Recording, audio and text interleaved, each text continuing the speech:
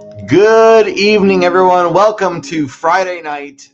Another live draw is here, and I'm here with you. My name is Phil, and I'm really happy to have you here. Thanks so much for joining me. There's been a bunch of new people popping in lately, probably because of the candy-themed live streams that I do earlier in the week. If that's one of the things that brought you here, hi, I'm glad to have you. Or maybe you're somebody like Mark's 109 cartoonist in the corner there, who is saying hi, and I'm saying hi back, and that is one of my regular attendees. Thank you for being here as well. I appreciate everybody that pops in.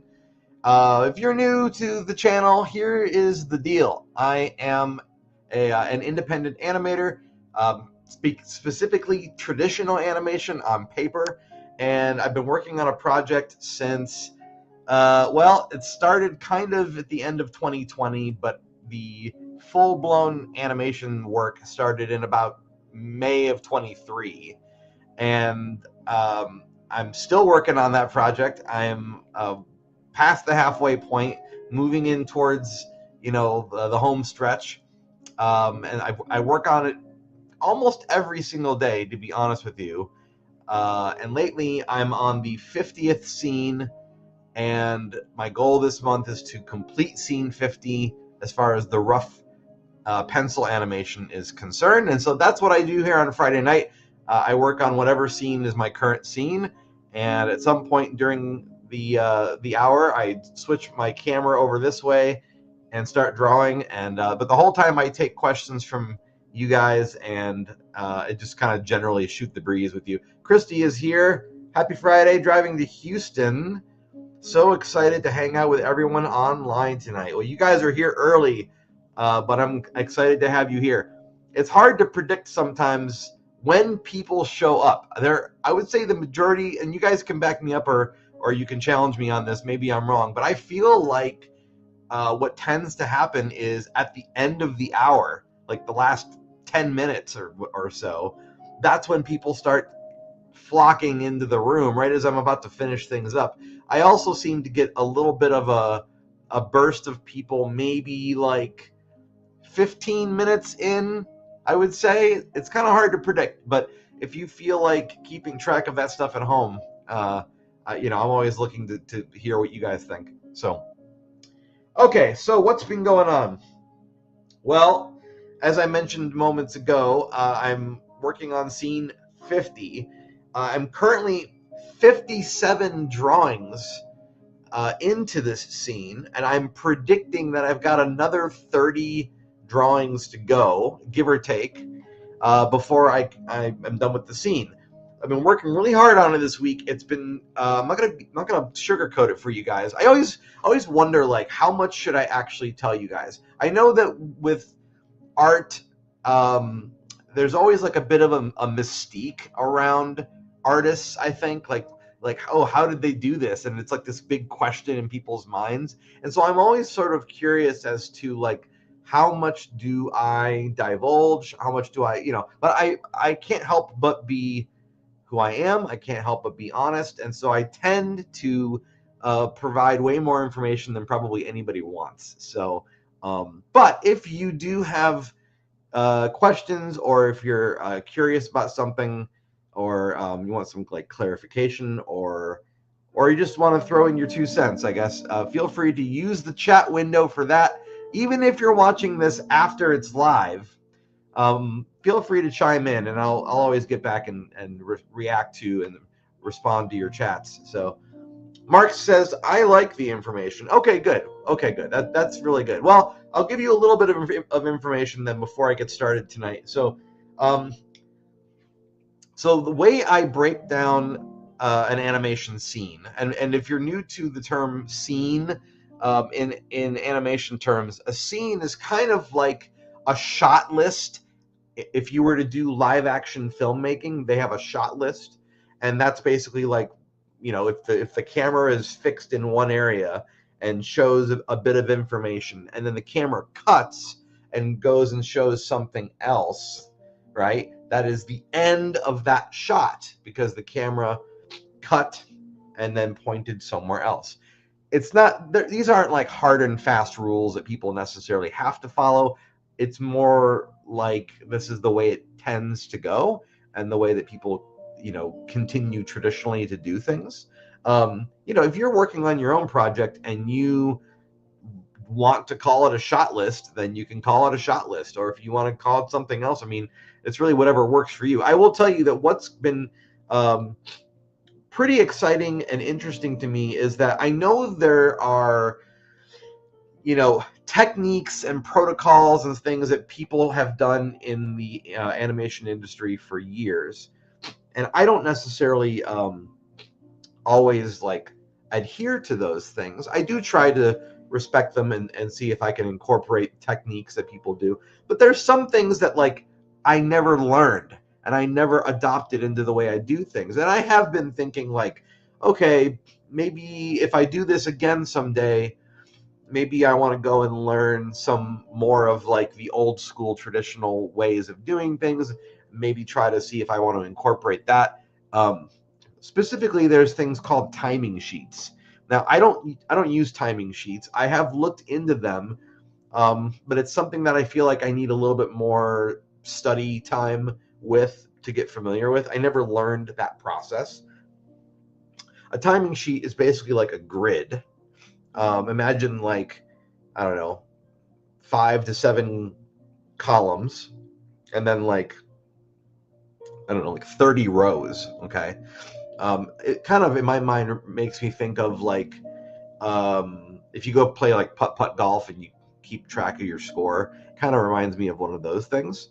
So that's kind of what a timing sheet looks like, and the idea behind it, again, don't take my exact word on this because I don't use timing sheets, but it's kind of like you are pre-planning every thing, every motion that's going to happen in the scene you're working on, and you break it down, I think numerically, to say like, okay, this many drawings will be this part and this many and you just kind of break it down. I might be a little off on how I'm describing that, but if you look up timing sheets, you'll be able to see what I'm saying. Anyway, I don't use those, and it's not something I ever learned, and so I might try to teach myself timing sheets. I'm gonna wait until after this cartoon is done, because I really don't want to throw in like a brand new method of doing things when I'm this close to the end of the cartoon. And I am pretty close. The original batch of storyboard pages that I made, there's 24 pages, and I'm currently on page at the end, actually, of page 20. So that's pretty exciting. There is some stuff, in the film industry, there's a term called pickups, and pickups are traditionally shots that you go and do once all of your original plan of shooting is complete, and you're like, oh man, we really needed a shot of this and we didn't get it. And so you kind of gather all those shots that you didn't get the first time, and then you go and you do those shots. Sometimes on a film, that act of gathering everybody up and going and doing another set of shooting, that can happen multiple times, and that is part of the reason why some films end up costing a lot more money, is because they have to keep going out and setting up these shoot days. But anyway, in the case of animation for me, there are some things that I'm going to want to go back and do that I didn't do in my original 24 pages of storyboard. So granted, I could have started with doing those the minute I thought of them, but in the interest of momentum, which is absolutely everything, I find anyway, for during an animation project, maybe it's different on a collaborative project. Maybe people sort of work together and kind of build each other up, and maybe there's a captain of the ship that keeps everybody focused. But when you're doing a project that's a big solo project, you really don't want to lose momentum. And so in the interest of that, I told myself, all right, if you want to do these extra shots or scenes that were not in your original storyboards, then go ahead and finish the 24 pages first. That way, at least you did that, and you've got that under your belt, and you can look at the entire animation as you originally conceived it. And this is me talking to myself, by the way. You can look at the whole thing and then watch the whole thing through and, you know, make notes and go, yep, I want to redo this, or I want to add this, or whatever. So that's going to be a whole nother thing. Like when I get through the 24 pages of storyboard, then it's going to be about going back through, playing the whole thing, and making a nice big list of everything that I want to fix or change or add, whatever. So even though I'm nearing the end of the pages, there's still a decent amount of work left to go. And after that, there's this whole other thing that I've been thinking a lot about recently. I'm really trying not to think about it too much because it is kind of intimidating. But you know, traditionally, what would happen in an animated cartoon with, say, like Disney or, you know, anybody like that, is they would take a drawing like this. This is one of my production drawings from New Ad Day. They would take a drawing like this, and they would put a piece of acetate over top of it. Now, acetate, for those of you who don't know, is basically a very, very thin but strong and durable kind of a piece of plastic.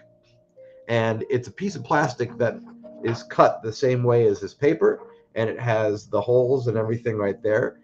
And so what people would do, and there would be an entire team of people. Actually, Walt Disney Animation was kind of famous for having a ink and paint department that was, I think, exclusively female.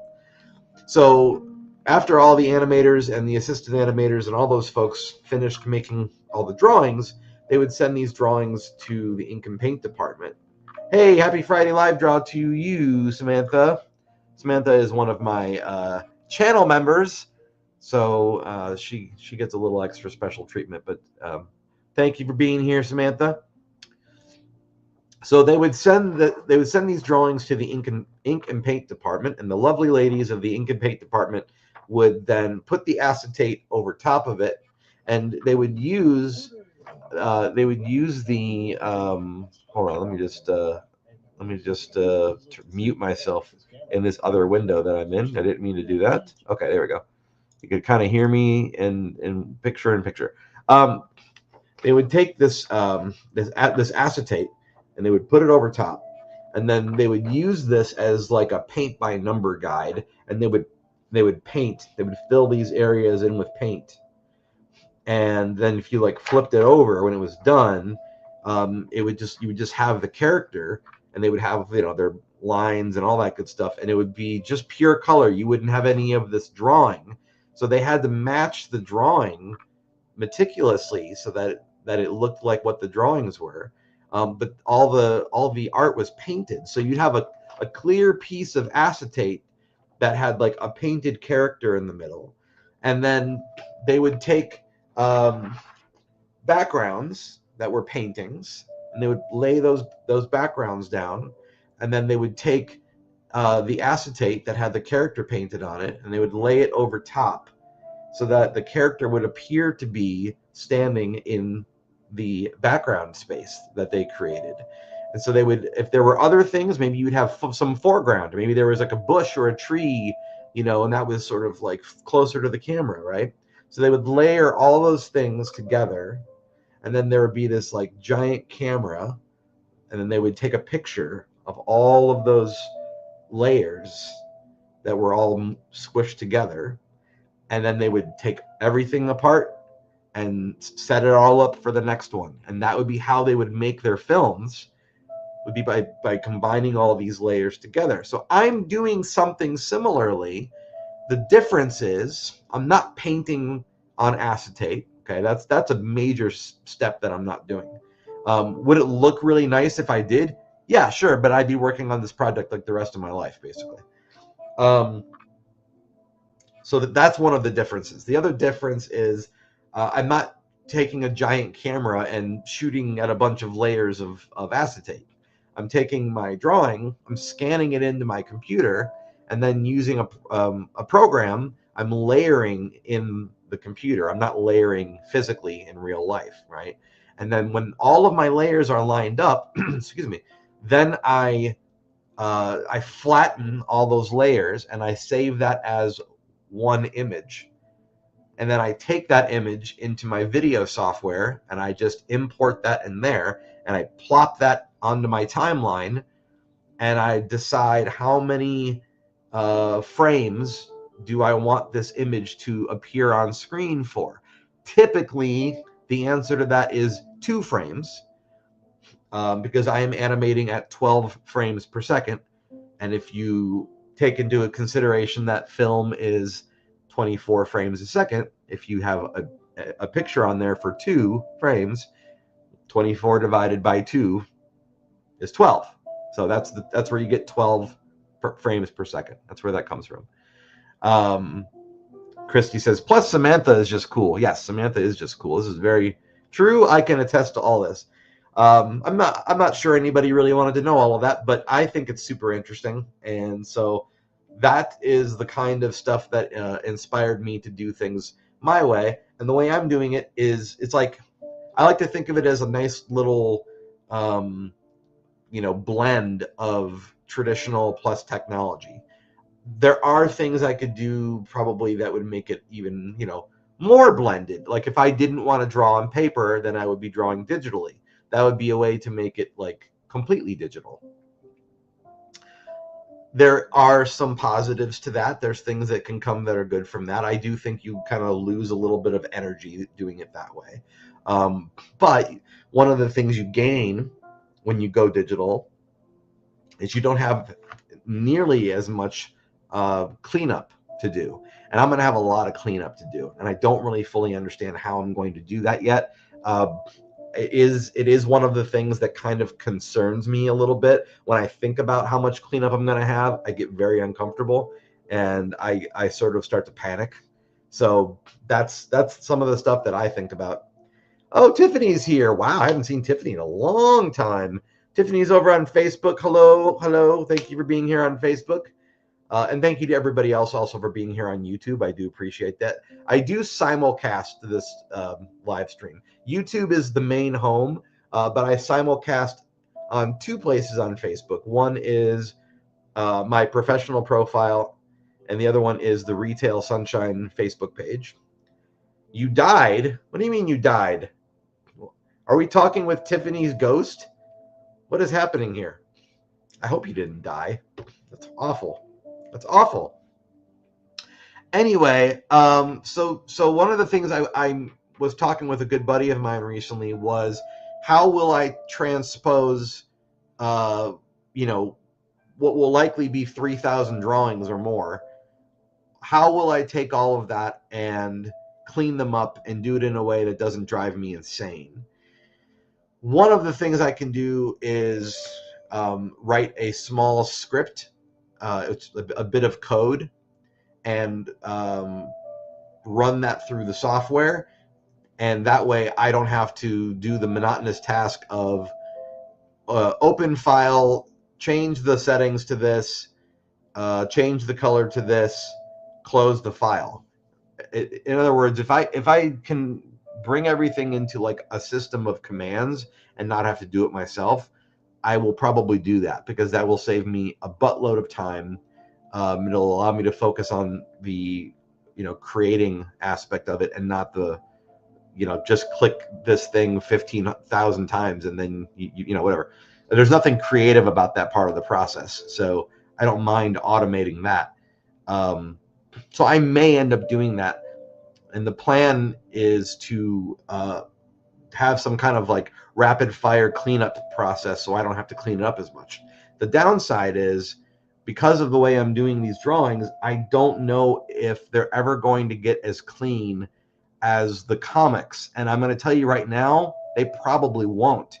So that has been kind of plaguing me recently. Tiffany says, I came out of retirement. Well, thank you for coming out of retirement just to hang out tonight.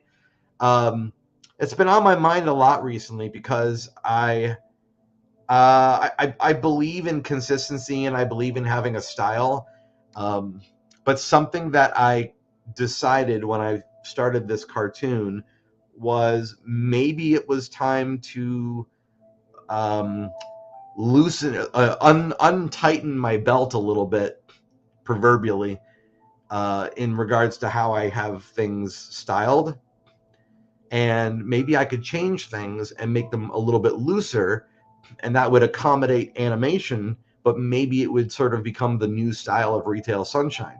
So part of why I put out my book, Everything Must Go, where I collected everything that I've printed with Retail Sunshine over the years, part of why I did that when I did it was because I recognized as I was starting to draw this cartoon that on the other end of this production, I'm going to be a different artist, and Retail Sunshine is going to look different.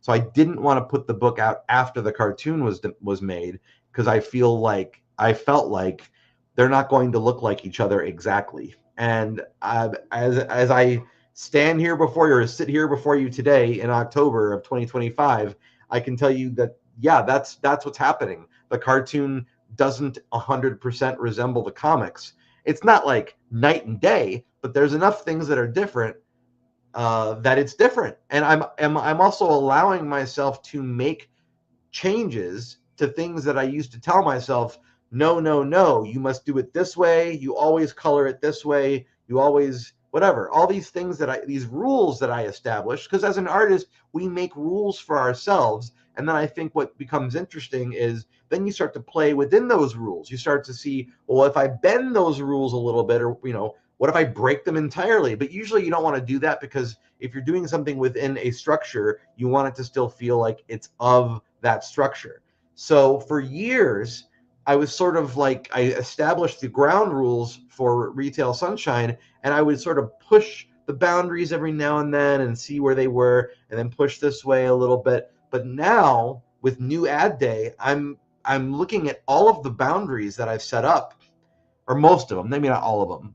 And I'm saying, well, how important is that boundary? Does that boundary really need to be there? Can I remove that boundary and have this still feel like the spirit of what I intended with it originally? And so that is where I find myself now. It is exciting. It's also scary, and it's also at times like I kind of lose my confidence, and I don't really know if I'm doing the right thing. So this has been a really, really transformative project for me, and it's the most elaborate and complicated maybe film that I've ever made, certainly animation that I've ever made, but maybe even like most complicated film I've ever made. So yeah, there are days where I don't like myself very much, and I don't feel good about the choices that I'm making, and I don't feel confident in my ability to problem solve. There's a lot of like, I don't want to, I'll just say there's a lot of negative self-talk that I end up having to overcome.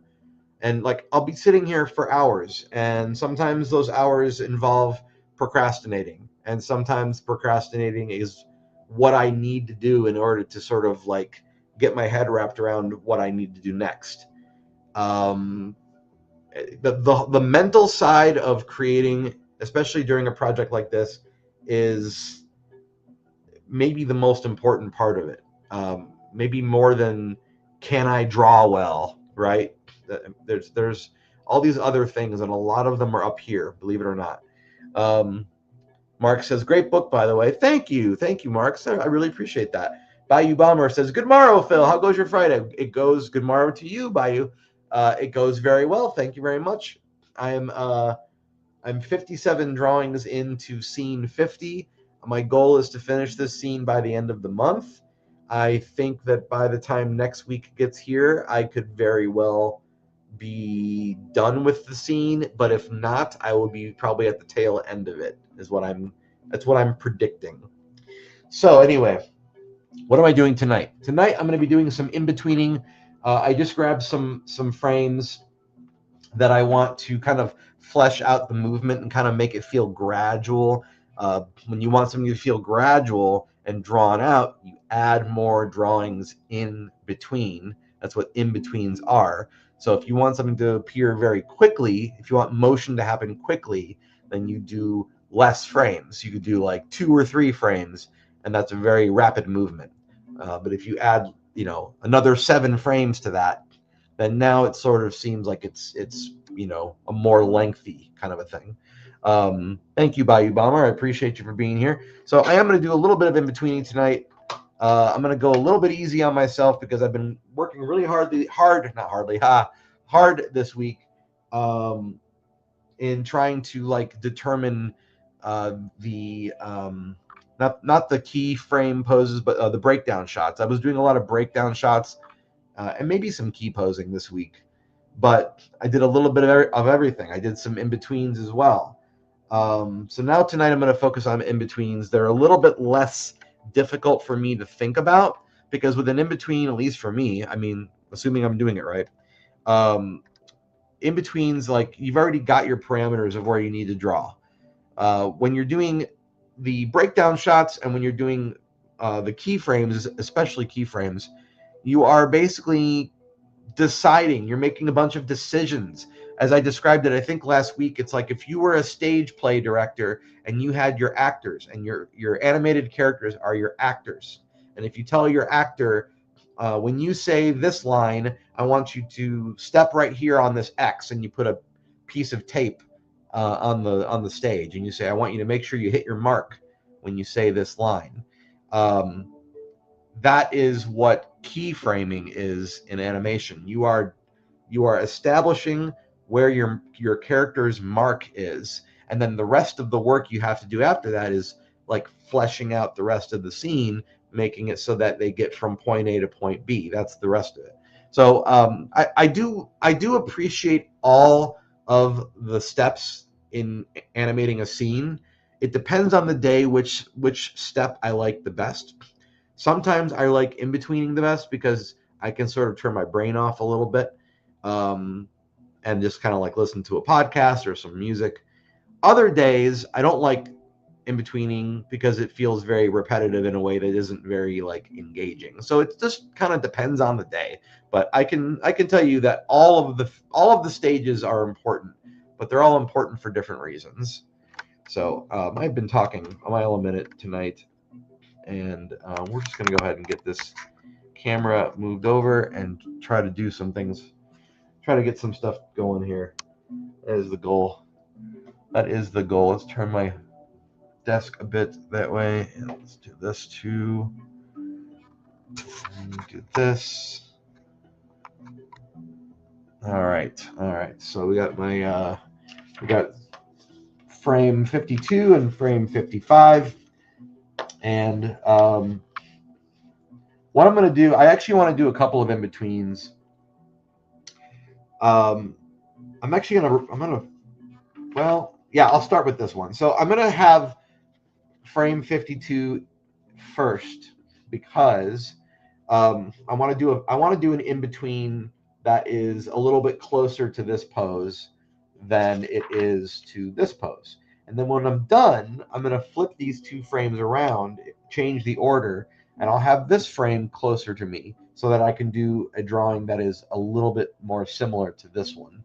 And the idea is to kind of like ease out of one motion and then ease into another motion. Or I should say pose, I'm sorry. Ease out of one pose and then ease into another pose, but leaving the middle part a little bit of a space so that we kind of have it move a little quicker in the middle. Then it looks like an actual motion. If you were to draw, imagine you took your hand from here and went to here. If I was to draw every single drawing, if I was to draw every single one, then you would just have a very like flat sort of thing. It wouldn't really change. It wouldn't have any like personality. You wouldn't have any flares. It would just look like very, very clear and kind of robotic. I try not to do the robotic thing if I can help it. So those are things to try to keep in mind. All right, so here we go. I'm gonna get this going. Get a little bit of light.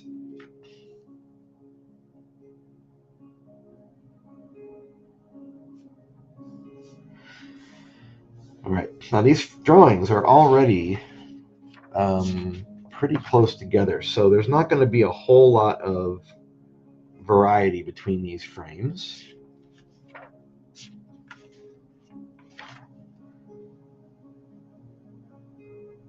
But that's okay. That's kind of what I want. I don't want there to be a ton of variety. I want there just to be some like gradual movement. I actually think I'm going to sharpen my pencil because these are very, very specific lines that I'm doing tonight. And they're also very, like, I already know kind of where the lines are going to go. It's kind of predetermined, so I don't really need to think too much about it. I just need to get in there and sort of make it happen. That is the plan. Rotate this around. And if you're new to my channel and you're popping in just to see what the heck's going on, I'm glad to have you here. I hope you stick around. Thanks for coming here on a Friday night when you could be literally watching or doing whatever you want. It's Friday. The weekend is here. So, you know, I'm glad you're here hanging out with me because this is what I'm doing on a Friday. That's what I do every Friday, basically. Yeah, I think I want to move. Yeah. I lose track a little bit of where the line is.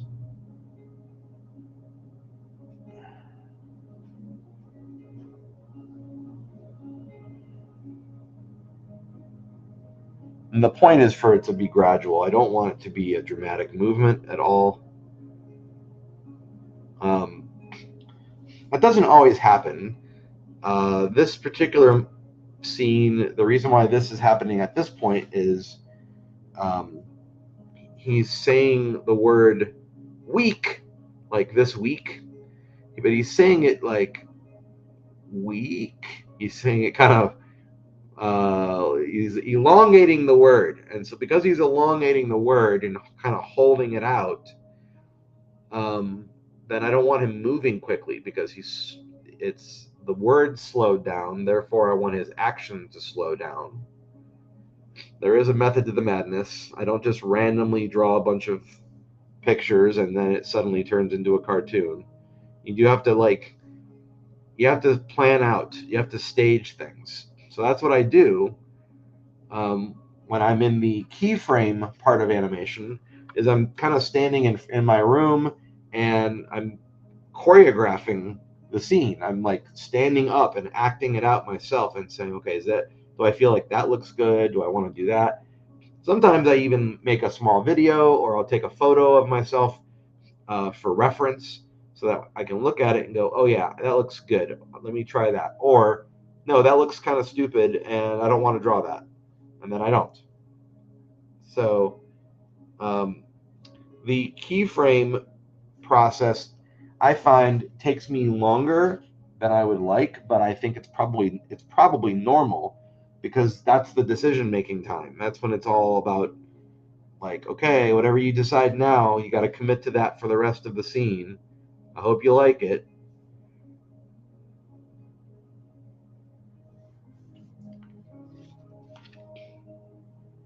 Boy, I'm either being very interesting tonight, or I put you guys to sleep with this music. I don't know. I don't know what it is. It's something. I need to do a pulse check. Make sure people are still alive.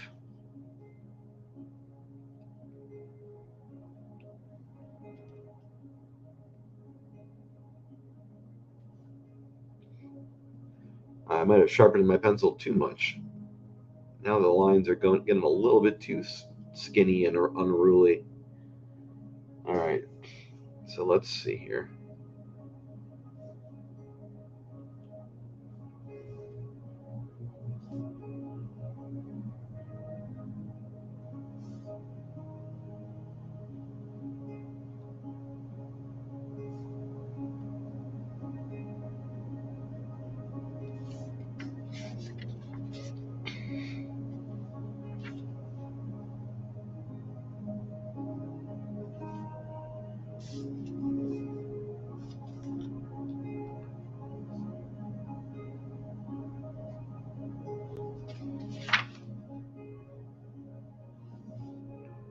Get this first in between under my belt. And I'll show you what I mean when I say it's a little more subtle. There's not a lot of crazy movement happening in this, but it is important to still have it because otherwise you're just staring at a still frame. And there are times when you can hold on a still frame and it works. I think if you abuse that too much, it becomes very obvious that you're just not drawing new drawings, and I don't love that.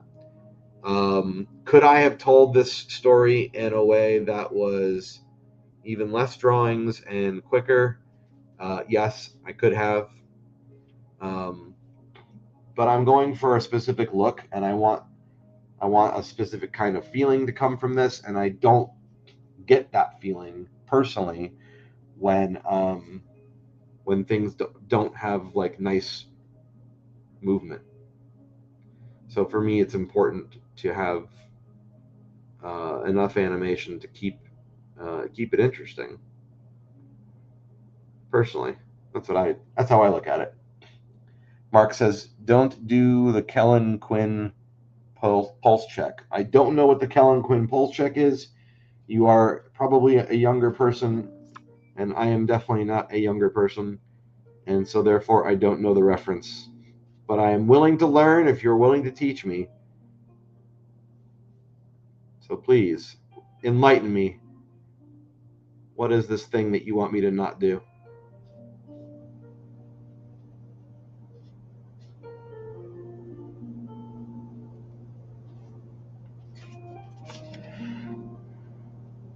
So now I need to make a decision here about how far his eyes are going to move. Hopefully that works. All right.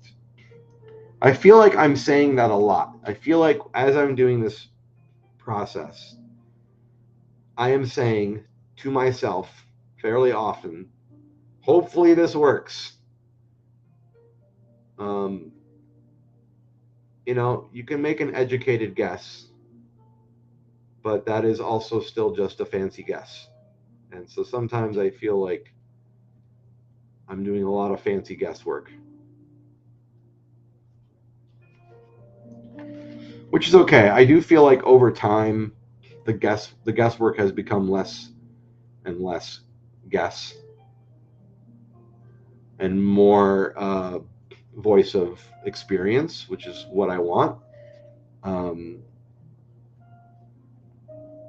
It's crazy, and I've told this to a few people. I kept assuming that by the time I got to this phase of this story, I kept telling myself, well, once you get to that part, you're going to be zooming so fast from scene to scene, because at that point you will have all the experience of all the other scenes. And what I did not anticipate happening, I don't know why, I totally should have anticipated it, but what I did not anticipate happening was this absolutely infuriating thing that I do, which is a near constant shifting of the goalpost. And what I mean by that is my expectations on myself from the very first scene of New Ad Day were set lower than my expectations on myself now. And so what that results in is every time I do a new scene, I'm basically like telling myself, yeah, okay, sure, you could do it that way, but what if you did it this other more complicated way that would look a lot cooler? What if you did that? And then I go, yeah, that would be a lot more interesting. I would probably enjoy doing that, and I would enjoy watching that a lot more. And so then the way that ends up going is I start coming up with more and more complex scenes. And so it's like I don't know that I'm getting quicker, because if I keep giving myself new challenges, it's kind of hard to be moving quicker, isn't it? So now the good news is it's going to result in some really fun visuals when this is done. The not so good news is I'm going insane.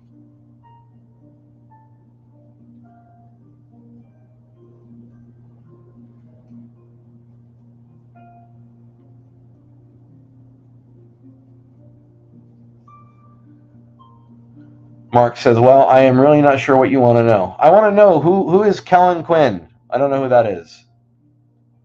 Christy says, my pulse check is 35 miles to Buc-ee's. Oh, I love that. Oh, do say hi to Buc-ee's for me. I have not been there in a long time. I do wish there was one closer. I would probably go there a lot more. But it's not something it's not a place I frequent as it stands.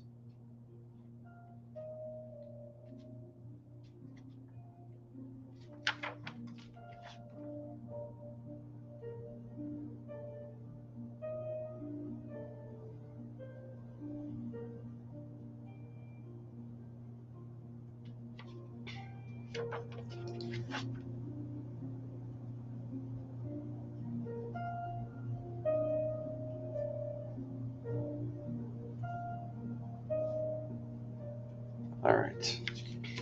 Moving right along. I'm almost done with this particular drawing. So let's see, I want to move that there.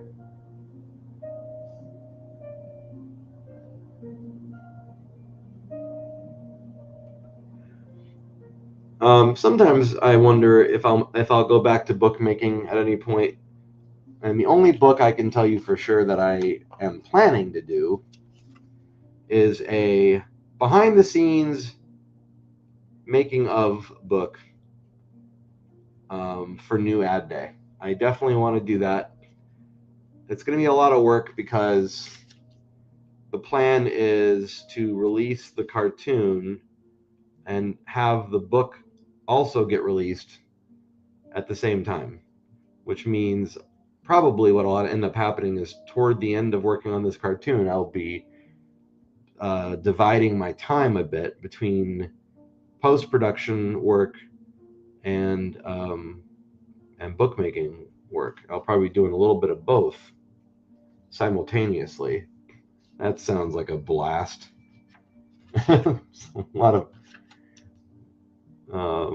of detail work, but I think it'll be really, really nice to have a companion book to go along with watching the cartoon. I think that'll be great. And I know, like, sometimes I ask myself, well, why isn't Everything Must Go? Why isn't that a companion book? And it's because, well, those are the comics that this inspired, but those are not production photos and maybe some little journal note things and things that I have yet to put together, but would like to put together. So, some kind of like a personal, I don't want to say diary, but some kind of a personal account of the experience I've had in making New Ad Day. So that's the plan.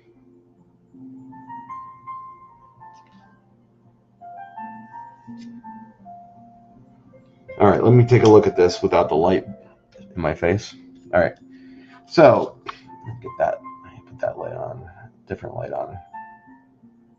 Okay, a little bit of light there.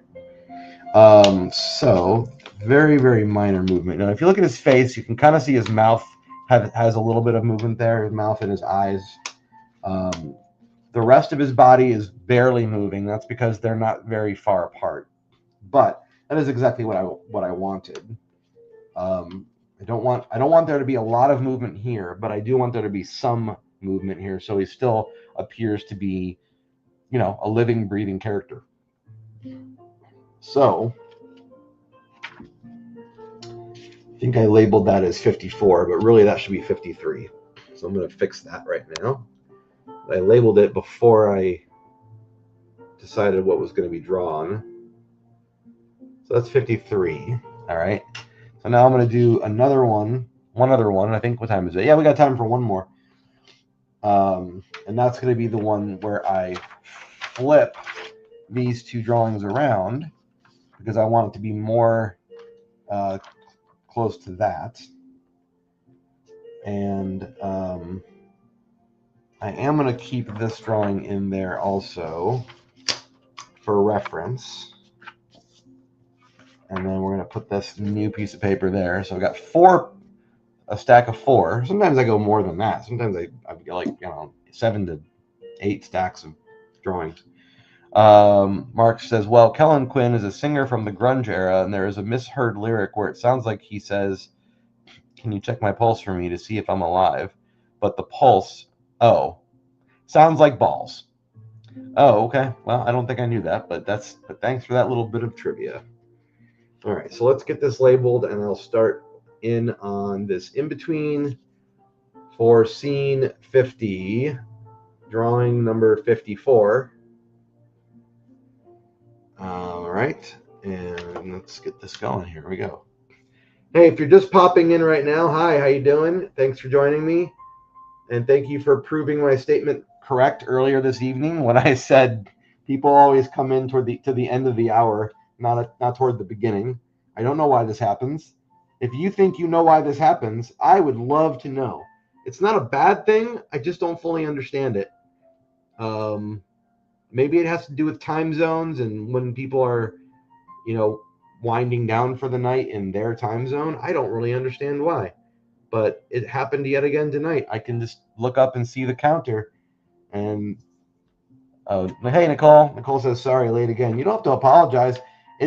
But here's what I don't understand. I mean, it's not a problem, but is it better if I start closer to 10 o'clock Central Time? Is that like a better time? I'm always trying to figure out what the right time to do this is. Or maybe it's right for some people and not for others, and I need to just get over that. I don't know. I don't know. It's not a problem. I'm just trying to gauge things. Hey, Donutly. Donutly says, LOL, time differences. I'm from Asia. Wow, nice to have somebody from Asia. Thanks for joining us. Samantha says, I wish we had a Buc-ee's here. Yeah, I'll bet you do, because Buc-ee's is pretty awesome. You should absolutely wish you had a Buc-ee's. Everybody should wish they had a Buc-ee's. We're actually going to be getting a new Buc-ee's kind of closer to me. Not really, but kind of closer to me. So I'm kind of excited about that. But I don't really get down south really that much. And so it's like, yeah, it's closer if I was driving to San Antonio. I'm not driving to San Antonio, so it doesn't really do me any good. But okay. I mean, yay. I guess there's one. If I ever, next time I go to a theme park or amusement park in San Antonio, I guess now I've got like my rest stop planned. So that's kind of a good thing. What part of Asia is Donutly from, I wonder? Samantha says, also, shucks, you're cool too, Christy. Nicole says, depends on my mother's bedtime. Not your problem at all. Just when I can get away. Well, good. I mean, I appreciate you letting me know that. And I promise you, it's not a you thing. It happens like every week.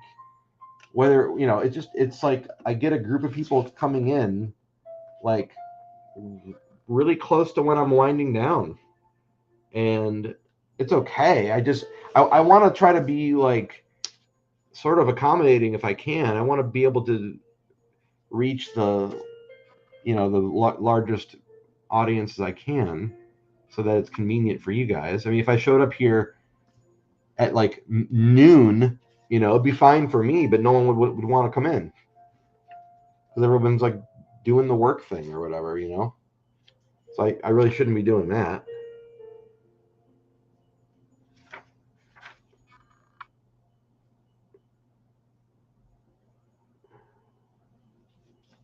All right.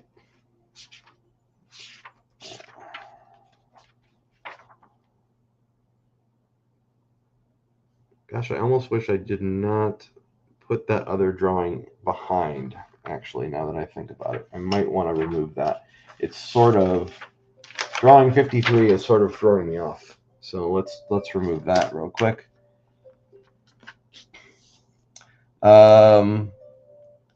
Christy says, I guess you need to come visit San Antonio.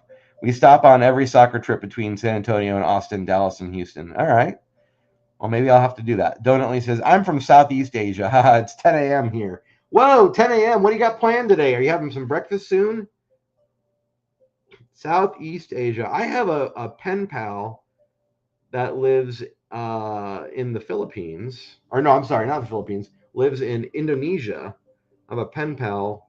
I haven't spoken with them in a long time, but I have a pen pal from Indonesia who I met online years and years ago when it was kind of a novelty idea to meet somebody online.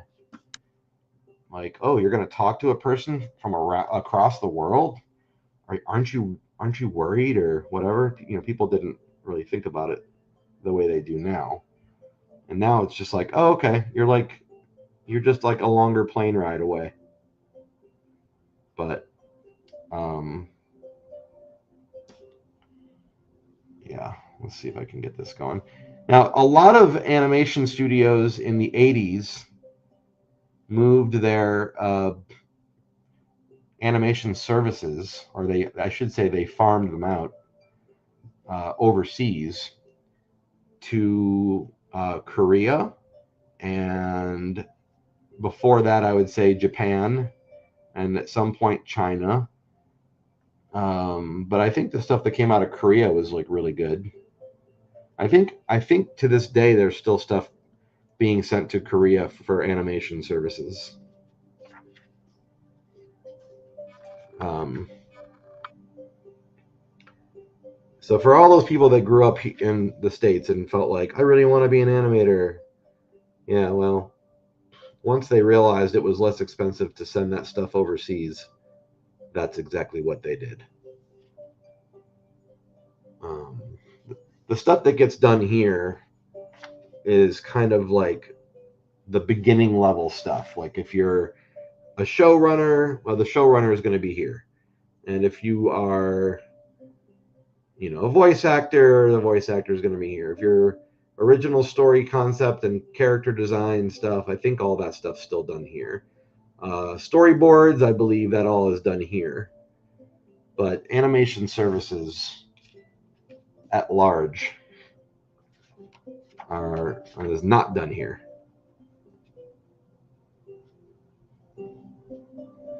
Which, I always thought, well, wouldn't that make things more difficult? Because now you've got to deal with time zones, you got to deal with translation, you have to deal with, trying to work with somebody creatively from across the world. How do you do that? Um, and not have like a giant game of telephone?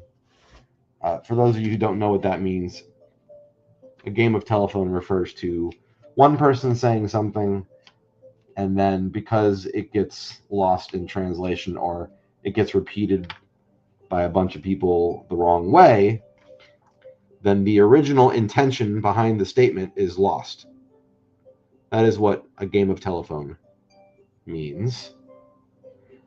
I'm only saying that because I'm aware that there are certain expressions that not everybody uses, and typically it's because of what generation you're from. So I also love to use expressions from before I was born. I think they're more interesting than what we have now. Personally, that's how I feel. Bayou Bomber says, yeah, that dirty secret about American animation was a morale killer to me. Outsourcing the actual animation overseas is crushing. Though we live in an age of the indie, so there's hope. I'm so glad you said that, Bayou. That's fantastic that you're saying that. We do live in the age of indie, and it does give me hope, specifically as an independent animator myself. It does give me a lot of hope um, for my own project, and I will say it also gives me hope just in general, because if there's a lot of independent work coming up, it gives people, I think, hope that if they come up with something and they want it to come to life and be out there in the world, it gives them hope that they could make that happen too, because they don't have to go, well, I'm not part of a studio, so I don't think this will ever happen. So in that regard, I think it's really good. Um, I think other things like generative AI. I think that's a bit of a problem. But I have heard that people are saying they're getting sick of looking at the AI slop. And so, people might start craving more and more original, authentic human art. What a concept. What a concept. Um, People might start craving that more and more, sculptures and paintings and all that stuff done by hand. One can only hope. So that maybe, um, I don't know, things will become a little bit more novelty again. Although I don't want the success of the medium of animation to be just because it's novelty. I feel like it's a beautiful art form. It's not just a novelty. It is funny though. At one point in time, like this was the way it was done, right? Like what I'm doing was kind of the way people did things. And so now, because people haven't done them for a number of years this way, now it's suddenly like, I'm sorry, what are you doing? Why are you doing it that way? I get a lot of questions like that. And actually, sometimes people are just very excited, and they're like, wow, that's really cool. Other people are like, why would you do that? There's like other ways you can do things and get it done quicker. I get kind of like the gamut of questions.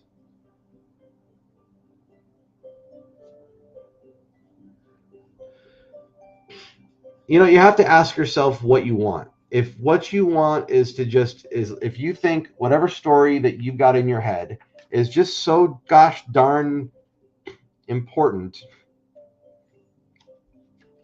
that it needs to be told like yesterday, if that's where your head is at, then you might not care about the process. You might not care how it gets done. You're just like, I don't care. This story is so great. I need it done now. And I do believe in my story, and I do love my story, but I don't feel like the release of the story, I don't feel like that is of greater importance than um, the process or the way that I want the final product to look. That matters so much to me. It matters more to me than getting it done quickly. So then you just have to ask yourself, like, okay, well, if speed is not the name of the game for me, it's not about getting it done quickly. It's about the results, and it's about the experience getting there, right?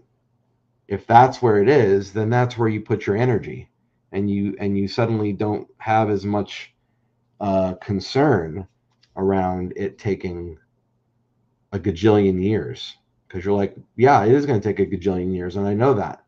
And the other thing is, there is something to be said for refining a process. So whatever I'm doing right now, if I wanted to repeat it later on, if I wanted to do it again in like another cartoon, then what better way to improve my process than by going through it once, right? And then I could go, okay, what worked about that and what didn't work about that, and what do I want to like change next time I do that, and do I want to change anything, and did I just like it the way that it was?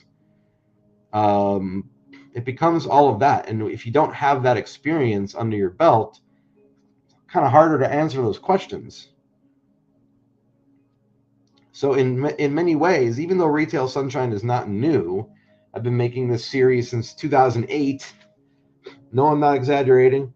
um, since it's not new, then the question becomes, okay, well, what do I want to do with the series next? But the other question is, oh, it feels like I'm starting over. So if I'm starting over in a way, if there's a little bit of an act of starting over and maybe reinvention, all right, well then let me go ahead and kind of look at everything that it is and everything that it isn't, and ask myself, well, what could I do differently? Do I want to do anything differently? Is there something I haven't tried that I think would maybe make the series work better? Are there some things that are non-negotiables that I don't want to change? What are those things? Why are they non-negotiable? I'm telling you this not just to hear myself talk, but I'm saying if you are somebody that tells stories or does anything creative, those are the kinds of questions I think are worth asking yourself. If you don't have the answers to those questions, then what is making your decision for you? Because it sure as heck isn't you. If all you're doing is repeating what you think is supposed to happen because that's just the way you've consumed stories all your life, if you're only doing it that way, then really what you're doing is just kind of like repeating what you've already seen. I mean, there's an element of people repeating what they've seen in art anyway, because we learn from what we've consumed and what we've experienced. But my point is, you should be willing to question those things and say, all right, is this actually a good idea, or does it resonate with me on some level, or am I just doing it because I think this is what people want to see or want from me to do or whatever? So don't be afraid to ask those very hard questions. And I will tell you, a lot of what I do when I'm sitting here drawing all day is running through all of that in my head. It is exhausting, but I'm pretty much constantly analyzing and reanalyzing the choices that I'm making. So if you ever look at my work and think to yourself, I really wonder if he meant for that to be there, the answer is probably yes, because there's really not a lot of stuff that goes on paper that I didn't premeditate a million times over. All right, so there we go. That is drawing 54. It doesn't look very different. I am missing a line. Wait a second. Really quickly. I don't need the light. I need to add this line here. I just caught that right now. Okay, so not a lot of movement, but there is some movement. And when these play in succession, it will appear that he is moving as a living, breathing character, because he's not just standing still. And yeah, I'm just cleaning up a little bit of the lines right now. I'm not going to do a lot of cleanup because this is still my rough draft, basically. If I need to fix something later, I don't want it to be too difficult to erase. That is a problem that I put myself in regularly. Unfortunately, it's something I still have to remind myself about. If you ever hear me say, don't get too precious, that's exactly what I'm talking about. Yeah, there we go. Okay, so got a couple of in-betweens done tonight. Usually I try to get 3 drawings done, but I talked quite a bit tonight. And on top of that, when the drawings are this big on the page, it takes a little bit longer because there's more surface area to cover. So there is that too. Hey, thanks for the heart on Facebook from Nicole Bell and from Abel Francis Manlapig. Donutly says, hopefully people are tired of brain rots and it seems like it has the same lifespan of NFTs. Maybe it will die out eventually. Maybe. I think anything is possible. Bayou Bomber says, it's an even playing field now, and with some hard work and a little luck, you can make something of yourself. Yeah, I would agree. And the difficulty is still distribution. That's the problem that a lot of filmmakers are having. Even the big filmmakers are having problems with distribution. So it's a major problem. Christy said, AI is great to summarize meetings, not to make art. Couldn't have said it better myself. I love that. Bayou Bomber said, the indie sphere doesn't make creating things easier, but it does remove a lot of gatekeeping, which would traditionally keep talent out of the spotlight. Yes, although I do believe, and maybe I'll talk about this another night, but I actually am a fan of natural gatekeepers. And what I mean by that is, like, you wouldn't look at a baby and tell the baby, why can't you write a sonnet? Or why can't you run a marathon? You wouldn't do that. Why? Because there's a gatekeeper of age. The kid hasn't gotten old enough yet. It hasn't learned how to walk yet. So I believe in those kinds of gatekeepers. Those are important because the years that you can't run a marathon are years that you're building yourself up and learning how to do smaller and smaller versions of that, but then leading up to the bigger and bigger things. I think that kind of a gatekeeper is actually necessary. And I feel like we are kind of removing some of those barriers right now. And I'm not okay with that personally, because I feel like you don't, if you get access to the toys right away and you didn't have to earn them for yourself, then you kind of don't, you're skipping a bunch of steps and you're not learning stuff that you need to learn. And sorry if that sounds like old or fuddy-duddy, but I'm telling you, like, I noticed this happening when I was in college. So it's not like something that these gray hairs are speaking. I've seen this for a long, long time, and there's no substitute for hard work and experience. Very, very, very important. Donately says, no wonder a lot of viz dev artists from here moved over to the West. Oh, they moved over to the West. Didn't know that.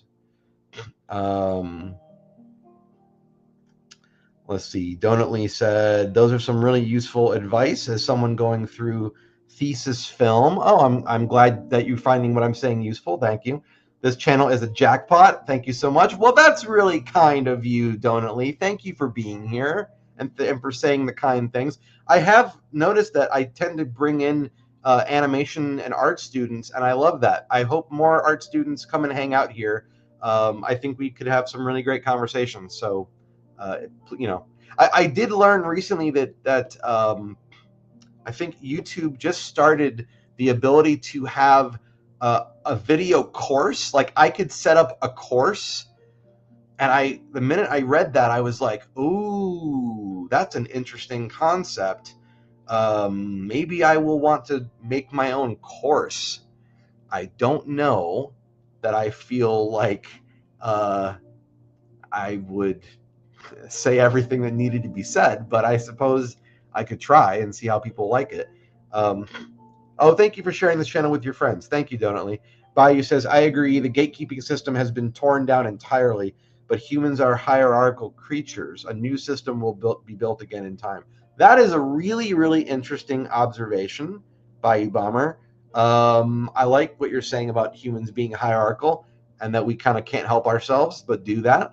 That's super interesting. You guys are like great conversationalists. I love all of this. Thank you for joining me tonight.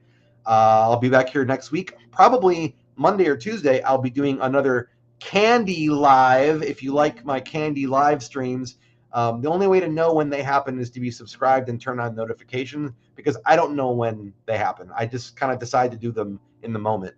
But they're typically like around 8 o'clock Central Time on a Monday or Tuesday, sometimes on a Wednesday.